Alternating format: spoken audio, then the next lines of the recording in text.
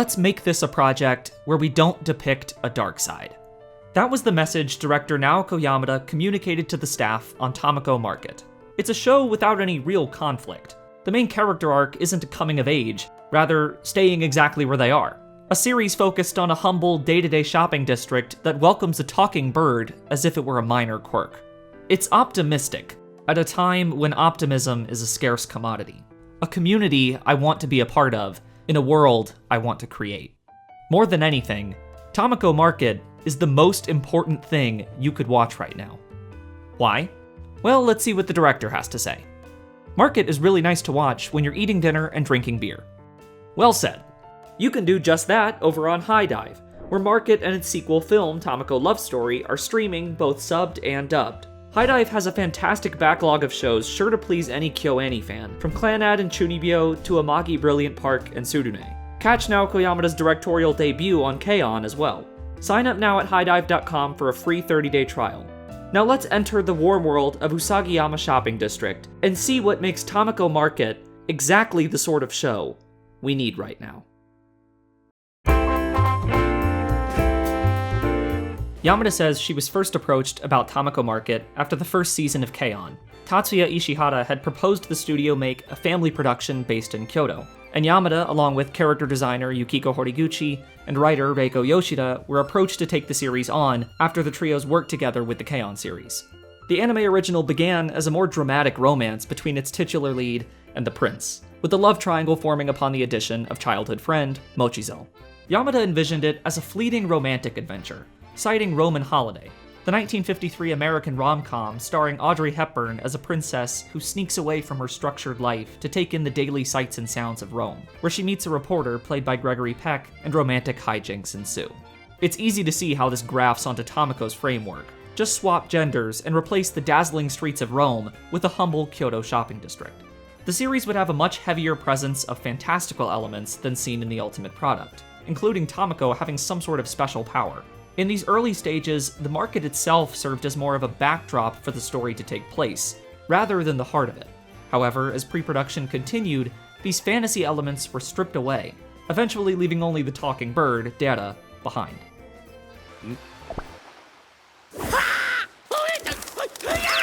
Through its long pre-production cycle compared to its broadcast date, the Uji-based studio's desire to set the series in nearby Kyoto never waned. The smaller, more communal atmosphere of the former capital felt right for the sort of story they wanted to tell.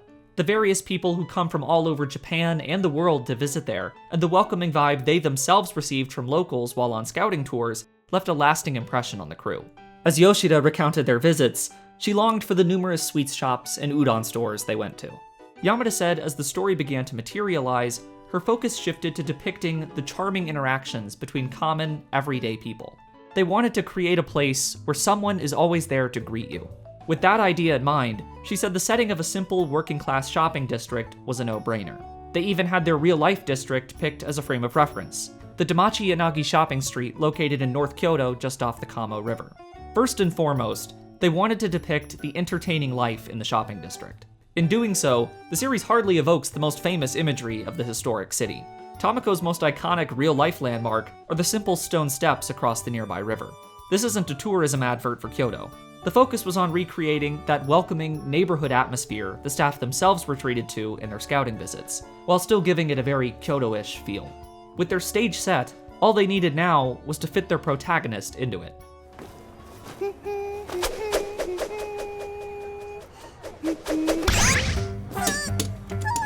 Yamada said they chose a mochi shop because of its close connection to Japanese culture, and how it represents this shared experience, both across cultures and among Japanese people. Much like the idea of the market itself, it's cherished within that group, while readily shared with outsiders. The way we drew mochi was very important. When we started this project, everyone became mochi. Even now, Horiguchi-san is still mochi. She eats mama daifuku every day. It's awfully sweet. Everyone in the staff has been infected. That quote doesn't have any real relevance here. I just wanted to share. That working class environment was key to the mood they wanted to create. Yoshida said she worried over how to insert the shopping street as a stage for the show. They didn't want sales to enter the picture much, where stories about money drove the narrative. Minus the family rivalry of the dueling mochi store owners, this was a community driven by cooperation, whose successes and failures were shared across the collective. There is no singular person in charge. Things are run as one. When a small plot about the market's decline in consumer base does enter the picture, it doesn't devolve into each shop's warring ideas for attracting their own customers, but how they can lift the community as a whole. The focus is not on the market from a business perspective, but as a home that's tied this eccentric family together. Yamada described it as such. Everything I longed for and dreamed about is packed in the Usagiyama Shopping District. In this way, everyone can live together. It's heartening to see specialty shops together, or perhaps that's the charm of the district, to see the whole thing together.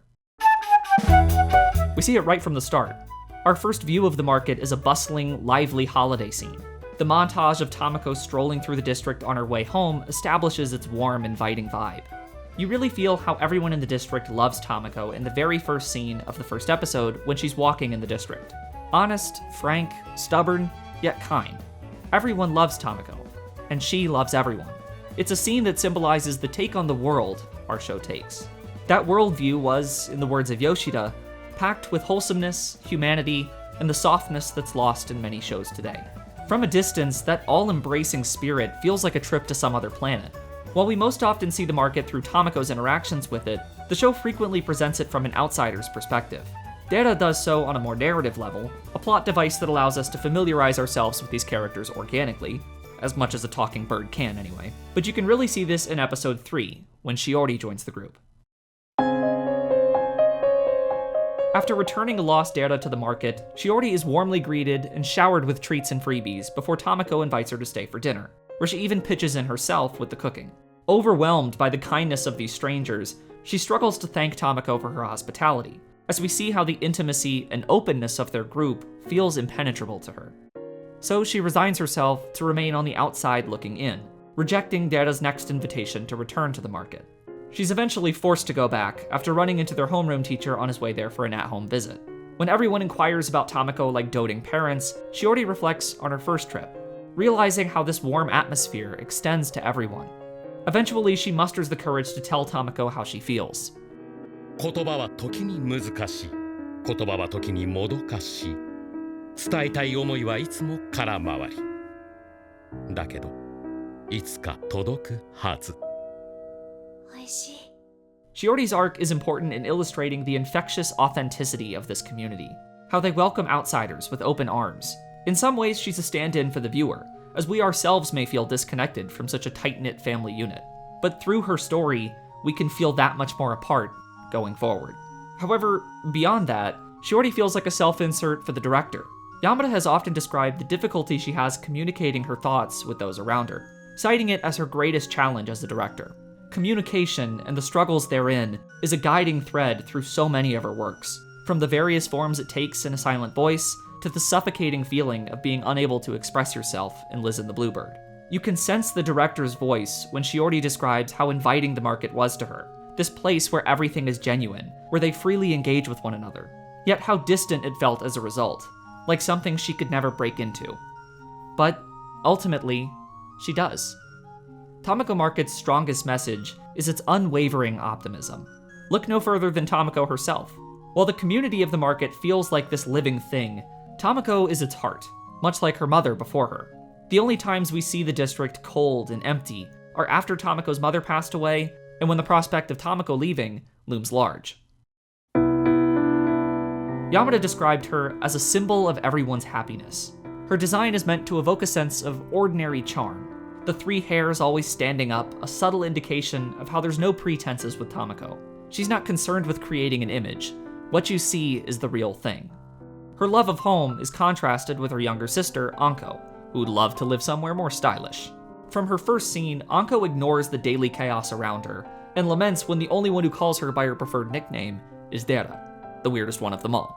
Anko says she dislikes her name because it has a mochi feel to it. She wants to dissociate herself from the market, but when her memories of what this community has meant to her come rushing back, she too is just as much a part of it. That connection to a place is special. It's what ultimately keeps Tamako there in the end. Even as the opportunity to become a princess in some faraway land presents itself, the only thing Tamako cares about is the medal she earned for finally completing the market's stamp card promotion. It's the accumulation of all these insignificant moments within this family group that make it an easy decision. Yamada Yamada and Yoshida both described how they wish they'd been raised in a single place like Tamako, to have a chance to build these deep relationships with a home. As someone who moved around a lot as a kid, I can empathize.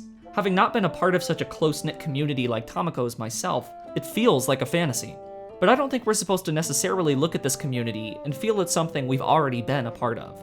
We're meant to feel like outsiders at first, just as Shiori did. Because let's face it, places like Usagiyama are largely foreign in the world.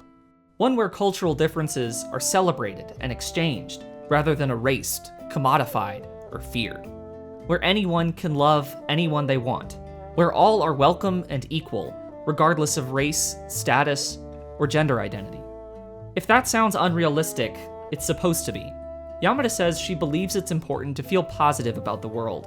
Usagiyama is the product of those feelings. Not a reflection of the way things are, but how we want them to be.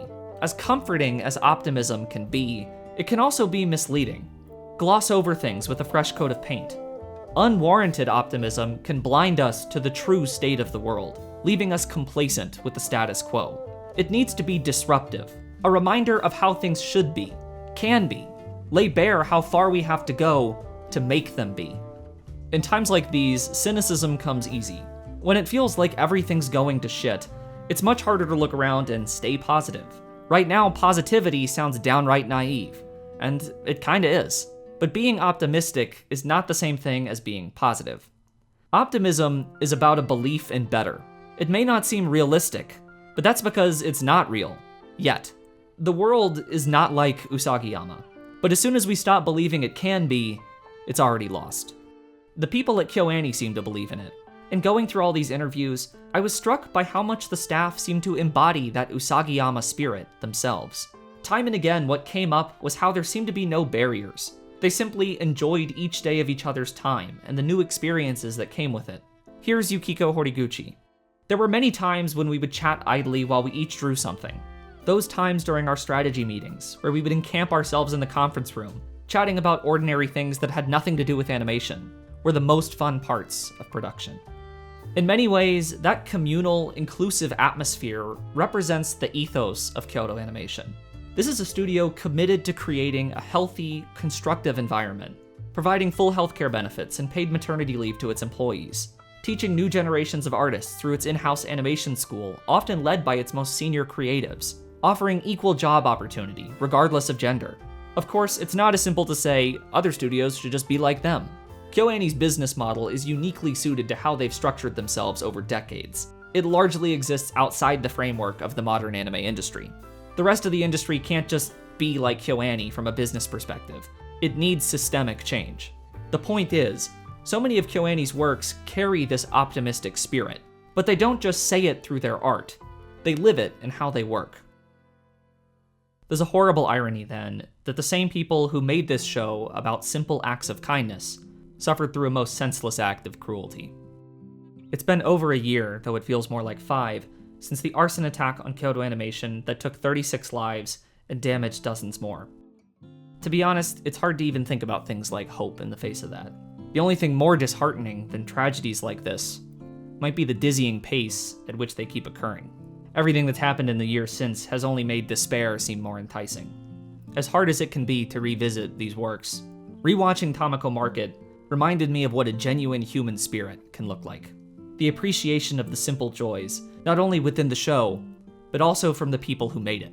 In the wake of the incident, Usagiyama Shopping Street was one of many places touched by KyoAni's works that offered their support. And in the face of it all, the studio continues to inspire today, doubling down on their commitment to creating a positive environment, even as new setbacks mount. They were the first major studio to close after the initial outbreak of the COVID-19 pandemic, while taking every measure possible to continue to provide for their workers. Because that's what truly made them special, allowed them to create the works that have meant so much to so many, and will continue to do so going forward.